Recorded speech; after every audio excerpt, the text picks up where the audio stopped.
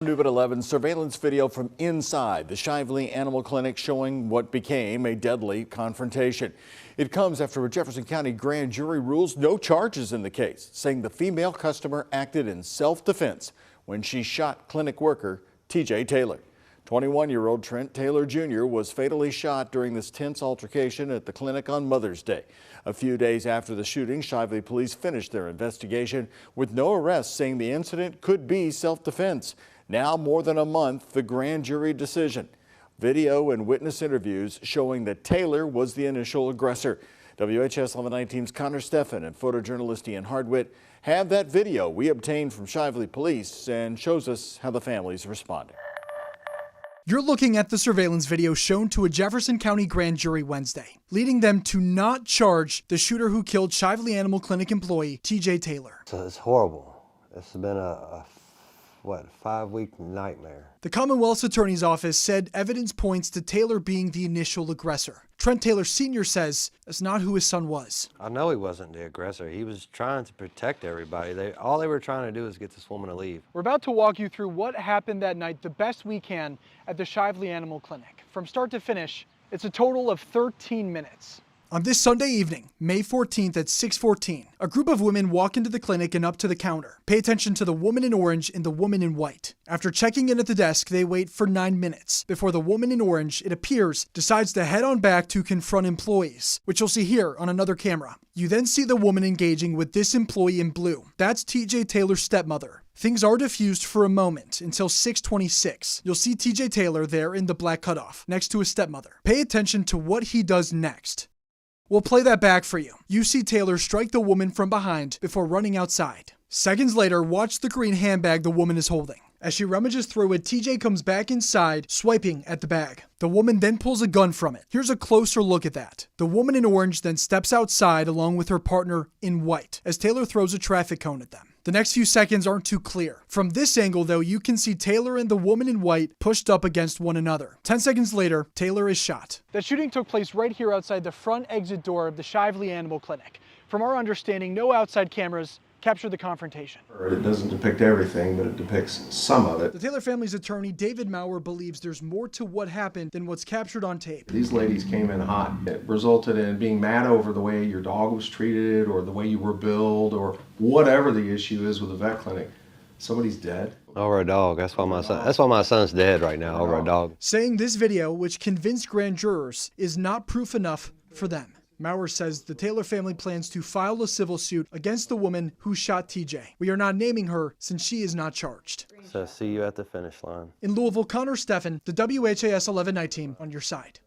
Now, the Taylor family attorney whom you saw there, David Maurer, says he plans on pursuing other legal avenues to seek justice for the family. That includes filing a civil lawsuit against the shooter. And coming up on Monday next week, the family plans to hold a rally at Jefferson Square Park downtown. Justice for TJ will start at 11 a.m. We now know the name of the teenager who was killed in a double shooting last night in the Algonquin neighborhood. Police were called to the Cypress Street home at about 9:30 last night. When officers arrived, they found 17-year-old Lonnie Love, who'd been shot to death.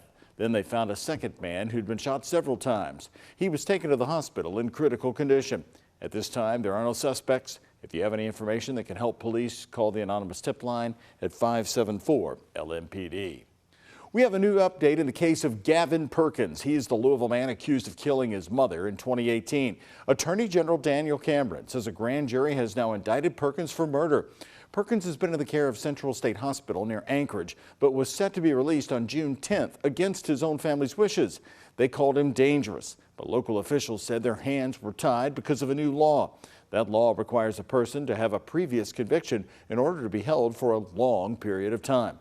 The Commonwealth's Attorney's Office appeal to hold Perkins was later denied.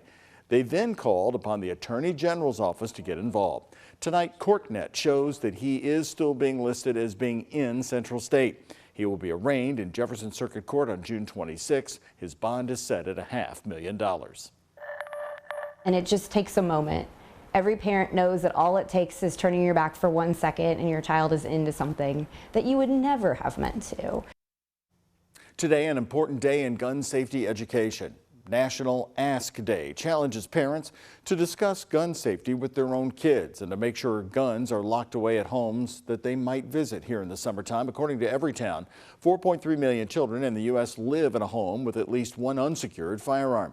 Since the end of April, 16 kids have been taken to Louisville's Norton Children's Hospital with gun injuries, most of which have been accidental. Tragedies like this is why pediatricians across the country acknowledge National Ask Day on the first day of summer. In the summertime, a lot of folks are out visiting friends, maybe babysitting in other homes. And so bringing up the conversation, which can be a little bit tricky, but again can save lives, to talk about, hi, do you guys own a firearm and how do you store that before our kids come over and play together? Currently, Kentucky doesn't have any laws that penalize people for not safely securing their guns, but the state prohibits someone from intentionally knowing or recklessly providing a gun to a minor unless the minor has legal permission to possess a gun. Right now, a newborn baby is safe after being surrendered to the Okolona Fire Department in Louisville. The baby was left inside the department's baby box last night. We were there when this baby box was installed in 2021. It was Kentucky's very first baby box at the time, and this is the first baby surrendered to a baby box in Louisville. When a baby is left in one of these boxes, an alarm sounds, notifying the firefighters inside the station house. The infants are then retrieved within 3 minutes or less, immediately taken to a hospital for medical evaluation, and then placed with an adoptive family. All new tonight on the night team, up to 4,000 people showed up to Algonquin Park for a limited number of free summer passes to other pools and water parks. The giveaway was at 5 o'clock tonight. It comes as that public pool, which first opened in 1955, is closed for major renovations being funded by the city. WHAS11 night team's Taylor Woods and photojournalist Elijah McKenzie covered the giveaway that had some confusion and tension. Taylor, what'd you see there? Well, Doug, earlier today, there were lots of questions regarding lines and registration for the passes, and despite some tense moments and some stress, there was no violence, and Councilmember Tammy Hawkins says she is pleased with the turnout and all the passes were given out. Thousands of people standing in long lines at Algonquin Park for a total of 1,000 Kentucky Kingdom and YMCA passes. I think it's wonderful, for real, for real. I think this is a blessing, you know what I'm saying? The pool's closed, so I feel like it's a good thing they doing for us over here, you know. The passes were for residents living in Councilwoman Tammy Hawkins' District 1, which covers Southwest Louisville and Southwest Jefferson County.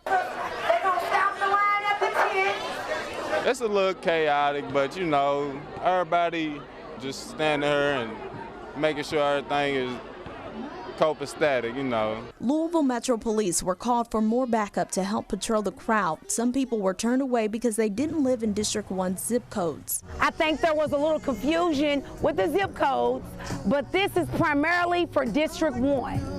Who was affected? With the Algonquin Park pool closed for renovations and hot weather coming, kids are left with no pool near their homes and a lack of activity. Some say standing in line is worth the wait. I like playing basketball, so I want to get a YMCA pass. And having fun is important during their youth now. Because when you get older, you might not be able to have fun a lot more than you do when you're younger. However, parents and grandparents are grateful for Councilwoman Tammy Hawkins hosting this event. She cares about her community, she cares about the kids, and she's trying to enforce and have something for them to do. Despite the confusion and tense moments, the tickets were handed out to those who register. Hawkins says there are not enough public pools in the West End. Hopefully this will give a broader foresight that this pool is needed. And other pools are needed to be open in the summer. Now, Councilwoman Tammy Hawkins says if there are remaining funds left from the allocated money for the passes, she will try to see if more passes can be given out. In studio, Taylor Woods, WHAS 11 night team on your side.